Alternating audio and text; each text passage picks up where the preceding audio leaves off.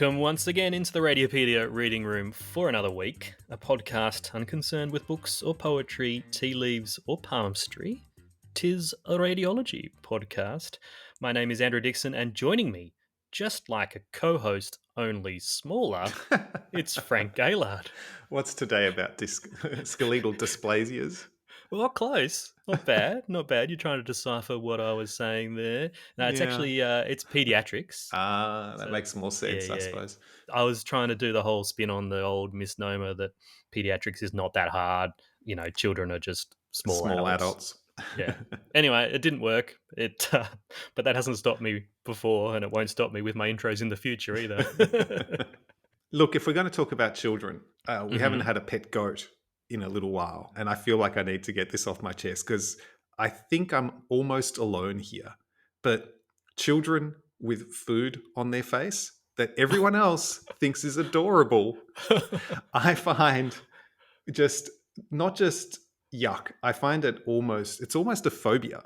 And people go, oh, look how cute he is. He can't put food into his face without smearing it. When my kids were young, it was actually quite hard because I had to keep their face clean the whole time because I couldn't bear the thought of having some pumpkin mash on their chin. I think you may be alone on this one. I despise it.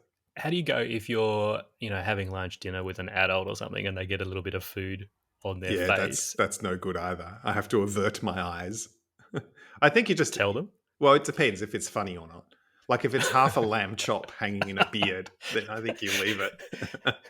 I usually tell them straight away. But what do you do when you get like 5-10 minutes down the track before you notice it? Do you tell them then when you know that it's been there for a while, or Yeah, I think you would want to know, right? So you would? But that's a there's a bit of time delay where it becomes more awkward to point it sure. out. My wife and I have a complicated set of hand signals to indicate if you've got food on your teeth or something, including like which quadrant and which tooth. Oh, that's funny. Well, we do have to get to today's pediatric panel discussion. It's hosted by the smoothest voice in radiology, Vikas Shah, and features Jeremy Jones from Edinburgh and John Adu from London. But Gaylard, you messaged me earlier and you said you have an app recommendation to Yes, share I with us. do. I do indeed. It's not a sponsor. It's just something I wanted to bring up. So Okay. this might come as a bit of a shock, but I have a natural tendency towards self-improvement / life hack, getting things done, etc. Oh, But I never detected that. but it's sort of tempered by a fairly lackluster self-discipline. I don't have very good impulse control, and I definitely have a very short attention span. And it's not uncommon for me to fall into bad habits and not notice. And I noticed that I had fallen into a number, and those were watching YouTube a lot. Mhm. Not so much just the algorithm stuff, but some of those bloody YouTube shorts, which are like crack cocaine. I don't know Yeah. why. It's pointless, but I caught myself spending half an hour or an hour watching these ridiculous shorts. But also, drinking too much and eating too much chocolate. The cocktails were particularly problematic as we were striving to get the perfect conference cocktails for R23. Yeah. You took one for the team there. Yeah, great sacrifice there. Yes. But I found an app that has really had a surprising effect, and it's called Way of Life. It's a simple little idea where you put down what you would like to or not do each day. So, for example, you might say 30 minutes of exercise, and each day you have to just tick or cross whether you achieved that thing, whether you Mhm. did it. So, it's kind of like a daily to do, and it lets you chart how you're going, etc. And so I've just put a few like don't watch YouTube before lunchtime and don't have more than one drink or have no drinks even, although Mm. that's harder to achieve, or don't snack on chocolate. It's such a tiny little nudge, and yet I've found that it's been particularly helpful. In the YouTube thing, I'm now at like 100 days of not having watched YouTube before lunchtime at all. I thought, this is a simple little thing. It's almost gamification, but used for good instead of evil. Yeah, it's what we've been talking about previously, isn't it? That incentive to do something. So YouTube, drinking, anything else you use it for? Exercise is in there. Hmm. It's also a way of tracking how much you do something. Yeah. So it's pretty easy to think, oh, I don't drink every night. But when you actually have to keep a record and you notice, oh my God, it's like 38 days since I've had an alcohol free day, it stops you kind of lying to yourself a little bit. And it's like, oh, actually, this is how often I eat chocolate. You can put negative things in there, but you can also put positive things in there, right? Yep. So you can set it up to, things you want to do or things you want to avoid. Yeah. And then you tick it green if you did the thing you wanted to do, which might be avoid Yeah. eating chocolate or do exercise. Yeah. And then you've got this really quick and easy way of seeing how you're going, and you get little runs if you manage to do more than one day in a row. I can think of three things that I'd put in there mainly, and that would be positive reinforcement. Have you taken some time to connect with wife of the podcast today? Have you Yes. taken some dedicated time to connect with daughter of the podcast, son of the podcast? Yeah. I don't struggle with a lot of the other tasks that I have to do in a day and to avoid some of the things that I don't need to do, but it's those connections with the humans around you that sometimes you get to the end of the day and you go, oh, we've just existed together. We haven't really connected. Yeah, I think that's a really good point. And it's really easy for relationship with particularly those that are closest to you to become Mm, really transactional. yeah. And you live in the same house and you do things and you keep the house and the family kind of going without actually spending time with each other. Yeah. So yeah, I think I might add a couple. You don't want too many though. You don't want to have a list of 40 things each day, or you just give up. I might give those three a go and see Yeah. see what happens. Well, let's get into today's panel discussion. So this was recorded at Radiopedia 2021. It's hosted by Vikas Shah and features two pediatric radiologists and coincidentally two of the nicest humans you could ever hope to meet, Jeremy Jones and John Adu. So let me hit play now, and then Frank and I will be back for another chat after this. Unless, of course, he sets himself the in-app goal of podcasting less in the meantime. No, surely not, mate. Surely not. Never, All never. right, let's listen in. Hey yo, hey yo, hey yo, hey hey hey yo. Okay, so I'm now joined by the speakers of those two talks, Jeremy Jones and John Adu. Hi guys, how are you both? Yeah, good. Feeling Vikas, strong. thank you. Okay, well, thank you for joining me for this discussion. Both of you are pediatric radiologists. I am a body abdominal radiologist, but for adults. But the claw sign that you described in your talk, Jeremy, we talk about a lot in adult abdominal radiology. I just was thinking that when it's really useful, but when masses are large, then you can often be fooled by the pseudo claw sign, right? In fact, you should be thinking about what other signs there are in relation to the mass so that you don't place too much weight on the claw sign. What do you reckon about that? Oh, definitely. And I think, as we went through our exam findings or exam preparation in early radiology, we learned about the different signs of Wilms and neuroblastoma. We had this list of one and this list of the other. And I think I kind of highlighted in the talk there that they are great, but they're only great in some circumstances. It doesn't always work. And one of those is the claw sign. So the claw sign is brilliant when it's a smaller mass, but as it gets bigger, it can be really hard. And I think I showed actually one really big neuroblastoma that was really pushing down the kidney. And it pushes down the kidney so much that the peripheral portions kind of wrap around the neuroblastoma, making it look a little bit like a claw sign. So yeah, you've got to be careful, I suppose, with any sign in radiology. They're really helpful in some circumstances, but you've got to look at the whole picture. Yeah, absolutely. John, fantastic talk. And, I was just thinking that when I used to be a trainee, I was scared of a few aspects of pediatric radiology, but in particular, things like interception, when they arrive out of hours and you have to do the scan and you're thinking, oh, if it's positive, I might have to do the reduction, right? But from your talk, you look like a man who has no fear of anything, right? There's so much energy in your talk. So how do you convey that to your trainees? How do you get rid of that fear? What tips do you have for people watching about how to approach that situation? Yeah, it's a good question. I guess the first thing is do your best to stay calm. And I know it's probably easier said than done because it's an emotive and a high stress situation. The parents are already anxious, and the kids are almost certainly going to start crying. But stay calm. And I think the other thing I would say is try to be prepared as much as possible. So if you know that you're not in a center that's going to have to do it, as in do the interception reduction. You might be the one to put the probe on the child, but not have to do it. Then that's fine. But you need to know that, and then also know who your referral centers are. When it actually comes down to the scan itself, it's not a scan you need to take 20 minutes to do. I found that within either a minute or two, it's either there or it's not. And if you need to go hunting, it's probably not. And actually, the more time you spend trying to take perfect pictures, actually you are just upsetting the child. So usually it's a binary yes or no, and just know who's on.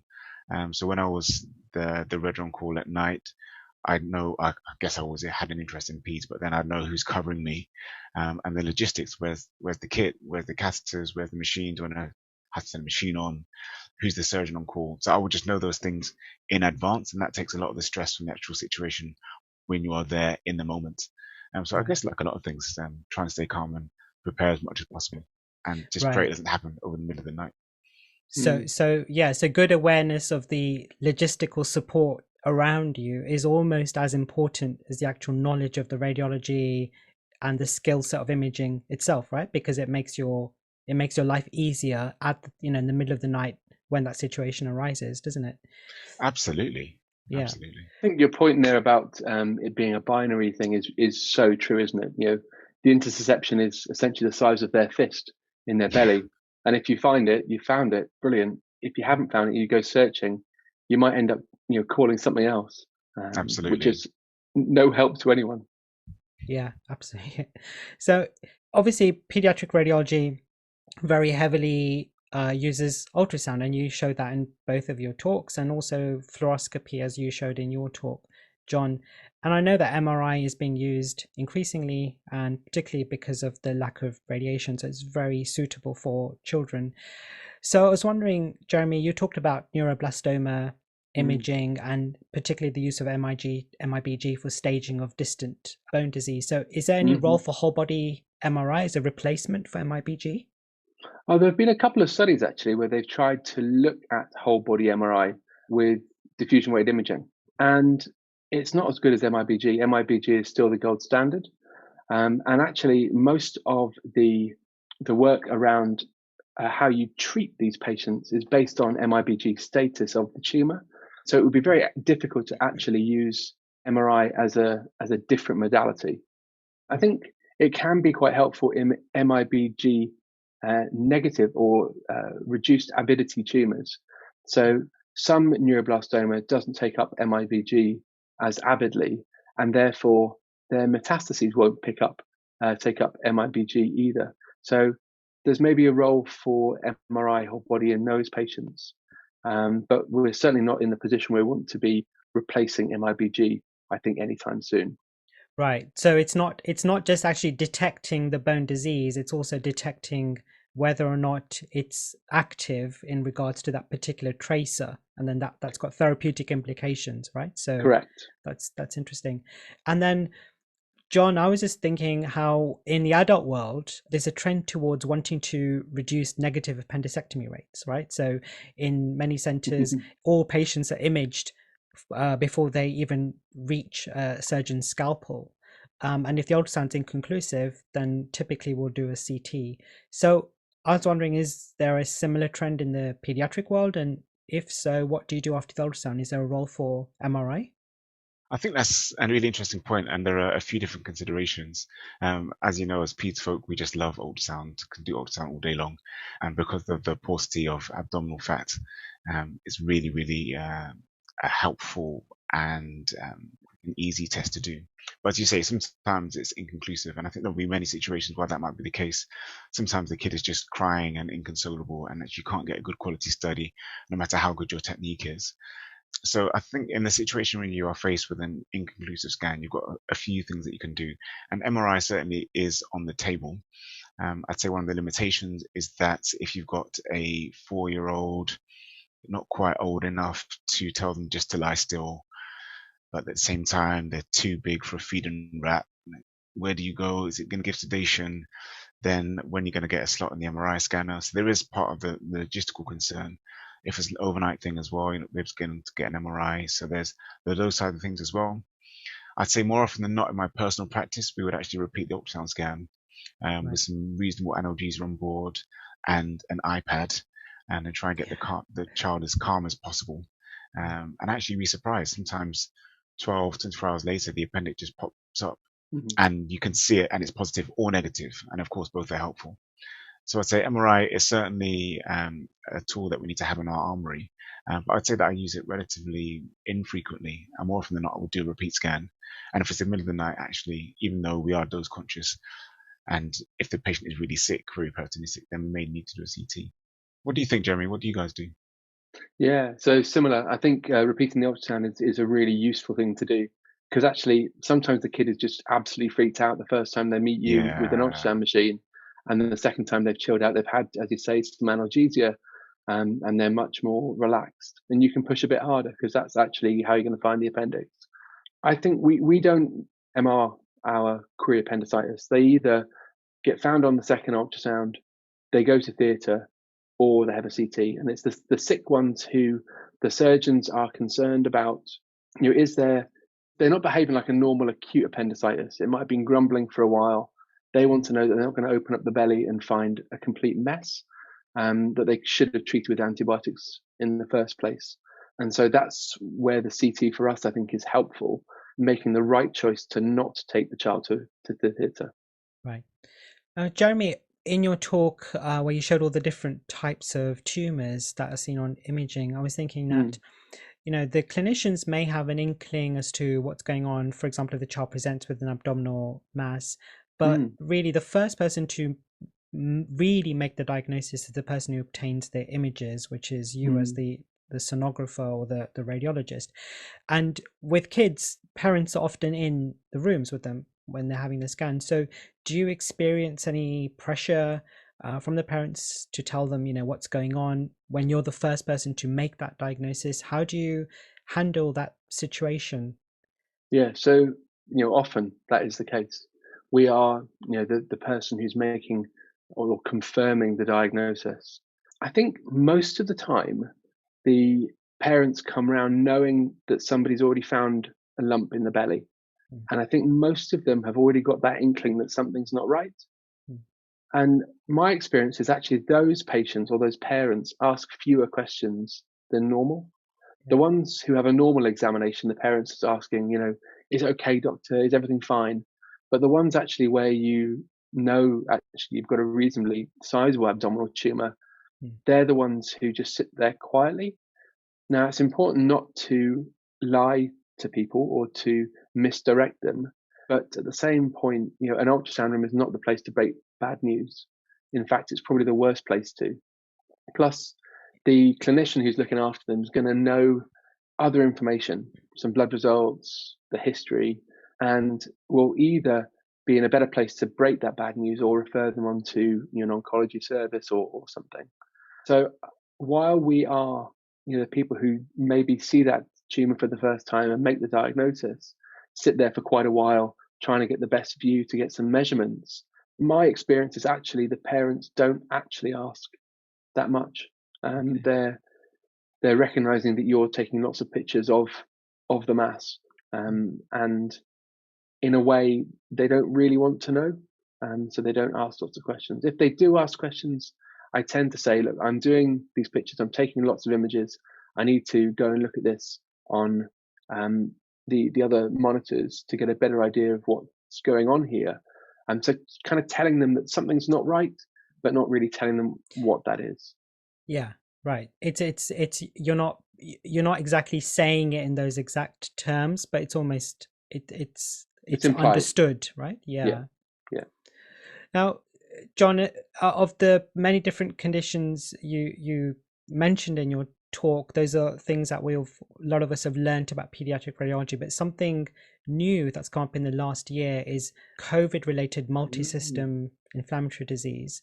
And I know that there are some abdominal manifestations of that. So can you tell us a little bit more about what you might expect to see on imaging? Are there any specific learning points from your experience? Yeah, it was a really interesting journey. And when it first happened, we didn't quite know what was happening and why. They were just sick. And actually, I remember the first one, it was during a residential on call, and this kid was just deteriorating in front of me and became increasingly hypotensive, and I think they dropped the systolic down to 60 or 70, and it was just profound septic shock. And I was scanning the abdomen because it was a query appendicitis, but I think everyone in the room knew that it was a bit more than appendicitis, but not quite sure exactly what was going on. And it was all a bit vague, actually. There was some free fluid in this particular child. There's some free fluid. There was some borderline small bowel thickening. And I saw the appendix, and it was kind of borderline measurement. Nothing to say that this is definitely appendicitis, but at the same time, nothing concrete to kind of hang your hat on. So it was all a bit vague, but this child was very sick. And then we had a cluster of about 5 or 6, more or less back to back within a space of about a week. So I work in a large tertiary centre in central London, so a lot of them came to us.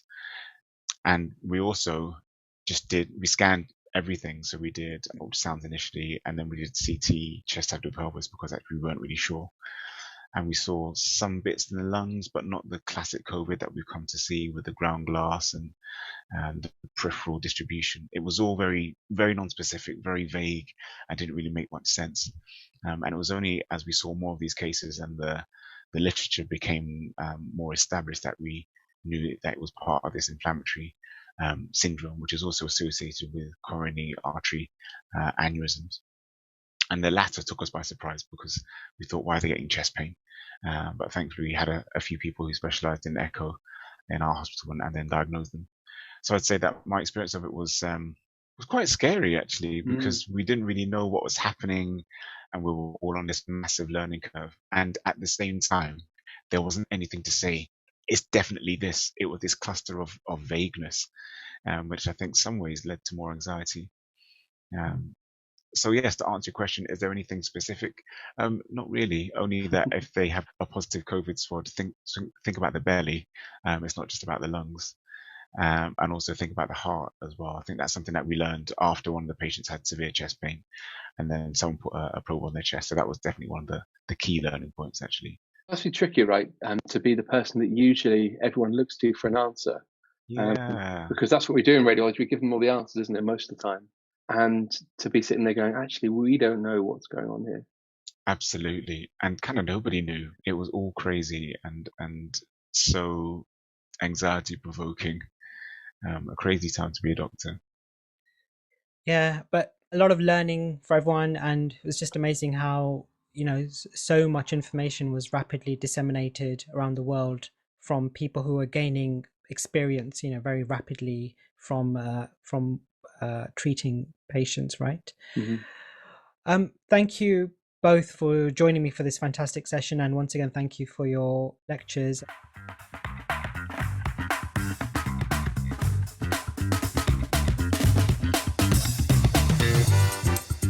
Thank you, as always, to the smoothest voice in radiology, the one and only Vikas Shah, for hosting that discussion, and also to Jeremy Jones and John Ardou. Here's an app idea, Gaylard, the John Ardou app, right? Where each day he records you a little message full of positivity and hope. I don't know, Dixon. If the last 10 years have taught us anything, it's that positive messages don't sell very well. Maybe you could create an app where each day you're presented with hundreds of paranoid, divisive, fear-inducing lies, and that would be more successful. Hang on, that sounds like Twitter. That sounds like Twitter, doesn't it? It does. No, if you watch one of John Ardou's lectures, when you've got his face there, his big smile, amazing. I've never seen someone be so engaging through a virtual conference as John Ardou.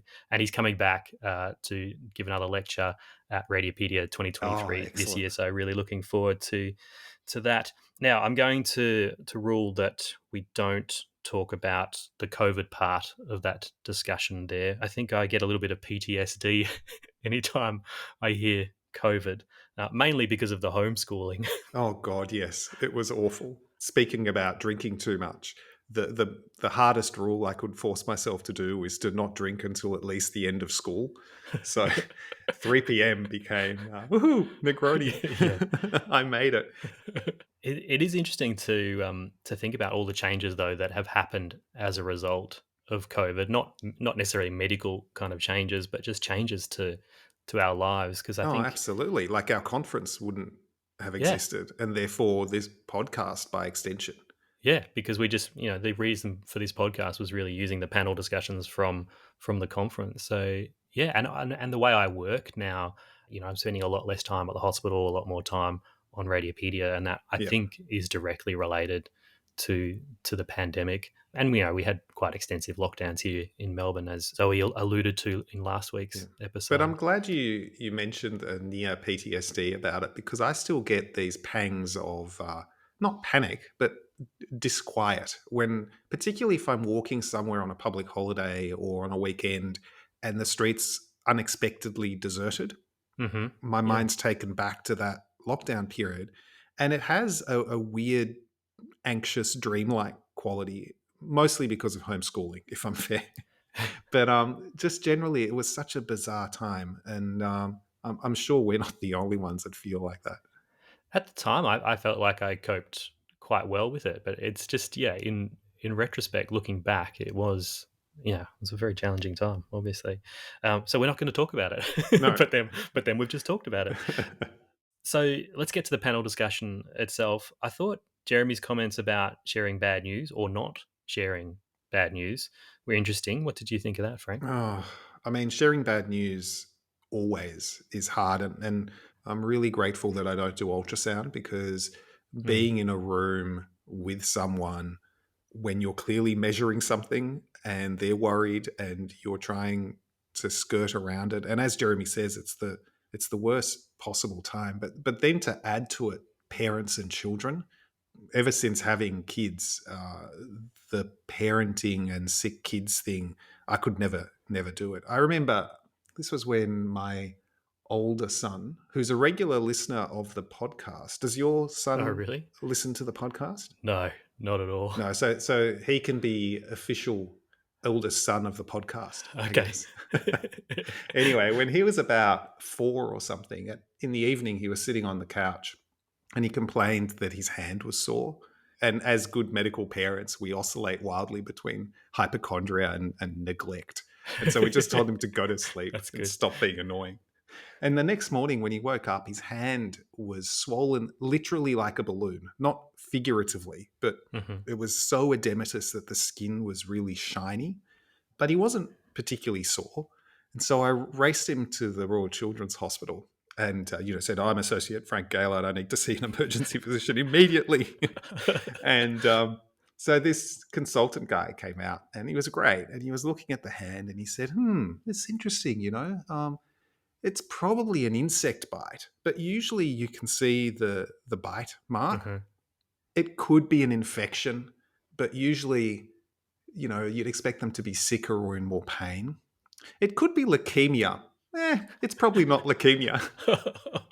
He just threw it in. Like the moment he said that, I almost flatlined. I couldn't hear anything afterwards.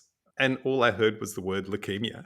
And I know that he said it because he was speaking to another medical person. And so he got Hmm. into shop talk rather than patient Yeah. parent talk.